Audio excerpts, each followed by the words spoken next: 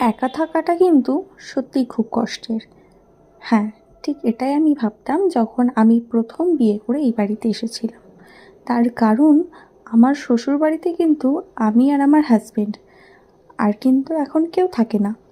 তাই যেটুকু যা করতে হয় সব কিন্তু আমাকে আর আমার হাজবেন্ডকে দুজনাকেই করতে হয়। দূরের থেকে মানুষ ভাবে ওরাই তো ভালো আছে, দুজন দুজনার মতো, কেউ নেই ওদের এটা বলার জন্য যে এটা করিস না ওটা করিস না। কিন্তু হ্যাঁ, আমরা জানি যে একটা বাড়িতে একটা গার্জিয়ান থাকলে সেটা কতটা সুবিধা আমাদের নেই, তাই আমরা বুঝতে পারি।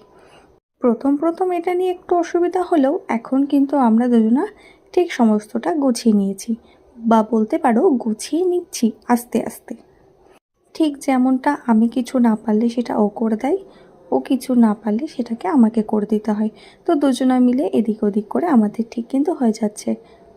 তবু কিছু মানুষ আছে সমাজে যারা তোমাদের ভালো থাকাটা দেখতে পারে না, বা বলতে পারো দেখতে পছন্দ করে না।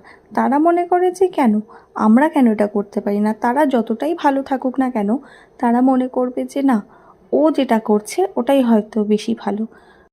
আমি ব্যক্তিগতভাবে মনে করি যে যেরকমভাবে ভালো আছে সেরকমভাবে ভালো থাকাটাই জরুরি। সামনের মানুষটা কি পেলো না পেলো সেটা দেখে মন খারাপ করার থেকে নিজের কাছে যেটা রয়েছে সেটা নিয়ে খুশি থাকাটাই বেটার।